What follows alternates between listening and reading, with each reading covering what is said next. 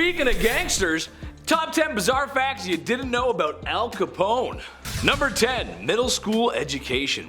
You're born, you go to school, you get educated, you get a job, you live, and then you pass away. That's life. It sounds boring, but it's about the people and things you do along the way that make it worthwhile. Well, what do you think the qualifications for Mafia Don are? I mean, where do you gotta go to take that class? What's a guy like me gotta do to be a boss around here? Is it a class I take online? Well, if we're to go by Alphonse Capone's middle school education, well, then that's all you would need, actually.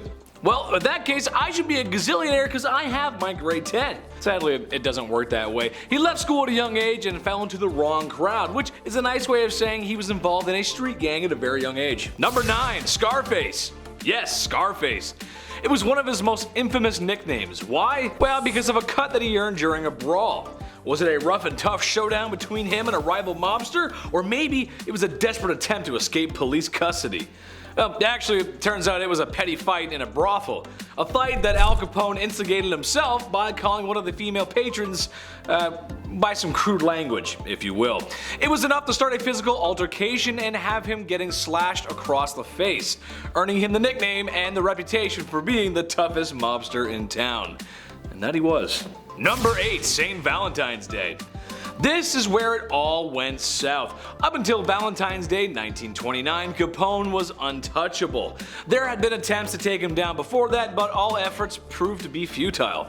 The main reason for that was corruption.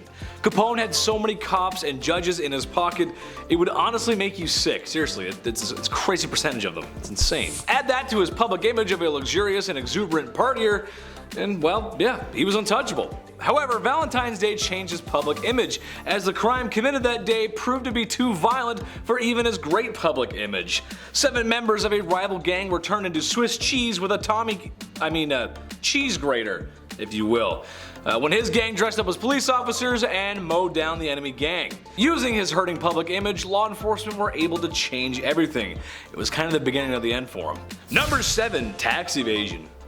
So when you're the biggest and baddest criminal in American history, what's your downfall? Maybe it's just like Tony Montana in the 80s Scarface. Well, no, not even close. Great movie though. Al Capone was brought up on charges of tax evasion, and that's what got him. Not any of his violent crimes, unaliving, conspiring, racketeering, gambling charges, bootlegging, smuggling, property damage, you name it. The list goes on. There was a lot. None of that. He didn't go to jail for any of that. So, like I've said before, and I'll always say it, the most ruthless criminal in American history, maybe even world history, went to jail for tax evasion. The mob life is tough, but the IRS, they're tougher. Number 6, Alcatraz. I left my heart in San Francisco. And her name is Alcatraz, maximum security facility. You can't go without checking out Alcatraz.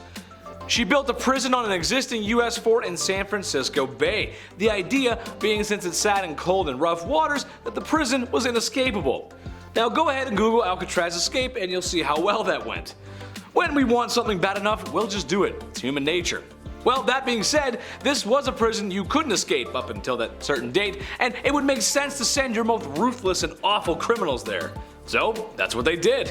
One of which was old Scarface himself. He spent a few years there before being released and retiring to a mansion he purchased in Florida. However, it wasn't all great. His time at Alcatraz was rough, and his life at his mansion wasn't much better as he was suffering from syphilis-related mental illness. Makes you go crazy. Number 5. Hey, shut up!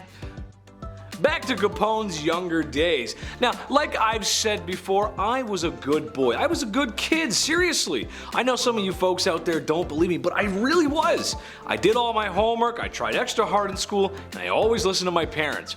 Right up until I was about a teenager. And then, things, you know how it goes. Mom, I'm fine, just leave me alone! God! Anyway, part of the reason why Capone left school was because he wasn't such a great student. Not a role model, as my teachers would put it. The teachers wanted me to be a role model, but I was too busy being a class clown. And can you blame me? No, you can't. However, one time Capone wasn't having what his teacher was saying and slapped her. Oh boy. Now, mind you, this was a long time ago, so they dealt with it the best way they could by letting him leave school and join a street gang like previously mentioned. That's great, yeah, let the kid go, that's good. I'm sure great things will happen with him. I'm sure that's not gonna be the most ruthless criminal in American history right there. No, he's good, that guy. Yeah. Number 4, bootlegging. Okay, so take something everyone uses every day, whether it's recreation or a problem, that's up to your family members, but take something that was perfectly legal and then overnight make it illegal. Do you hear that sound? Yes, that's the sound of a black market booming. When Prohibition made the sale of alcohol illegal in the 1920s, bootleggers like Al Capone simply capitalized on the crisis. And trust me, ask your dad, not having any beer? That's a crisis. Making dry mouths very wet. Since the booze was illegal, this made the prices for moving it shoot up like, well, your dad's blood pressure when you crash the Corvette. Years of violent crimes and smuggling made the man very, very rich. Quite possibly even more than Rockefeller, who was the richest man at the time. Big mistakes. Just feels like this guy just capitalized on mistakes. It's kind of crazy. Number 3, wealth. Capone became quite the businessman. His bootlegging and smuggling was more than enough to make the man wealthy, but like any investor will tell you, diversify, diversify, diversify. And diversify he did. Capone found himself owning not only the most successful bootlegging syndicate in Chicago, and even other cities, but also a collection of brothels, gambling rackets, and some other savvy investments. Even some around here in the Canadian area, you know what I'm saying? We had something to do with it too. Oops, sorry. When all totaled, his net worth was estimated to be around $105 million US. Adjusted for inflation, that's roughly $1.5 billion today. Now just to put that into perspective, a loaf of bread, eggs, and some milk, some classic stuff your mom would send you to the grocery store for, would cost you about $1.45 total. And he's got millions. Whew, that's how you keep pockets lined and people smiling. Number 2, soup kitchen. This is just too weird not to believe, but when you think about it, it actually makes a lot of sense. Al Capone, ruthless criminal and violent maniac, opened soup kitchens to feed those who were less fortunate at the time. Who would have thought? I know. Yes, now those people needed it. It was the early 30s and these were tough times because of the Great Depression. And he did do some good. He did. However, that doesn't make up for his crimes and is really just an effort to improve his public image. To the people, it looked great, and to those hungry, starving men in the lineup, yeah, they really needed it. But to police, it sounded more like, hey, you wouldn't arrest a guy with glasses, would ya? Or it takes care of sick puppies and manages a soup kitchen for the poor, would ya? Come on, fellas. Number 1, Snorky. Last but certainly not least, his preferred nickname was Snorky. Not Boss, the Don, the Godfather, the Big Pepperoni Pizza, the Chief, the Paisano, the King of Gabagool, or any other New Jersey Italian American stereotypes. To us, Snorky might sound silly, but back then it meant more along the lines of a sharp dresser or well-dressed. Ooh, yeah. And for a man of his wealth and reputation, he certainly was. He made 3-piece suits and fedoras look good long before neckbeards and Discord mods made them cringe. Ooh, I'm going to federal prison for tax evasion, my Discord kittens. Anyways guys, that's going to wrap it up for me today. Make sure to like, comment, and subscribe here at Bumblebee. And if you too would like to not go to Alcatraz prison with me, then check out my socials somewhere down below. I'm a cool guy sometimes. Come hang out with me.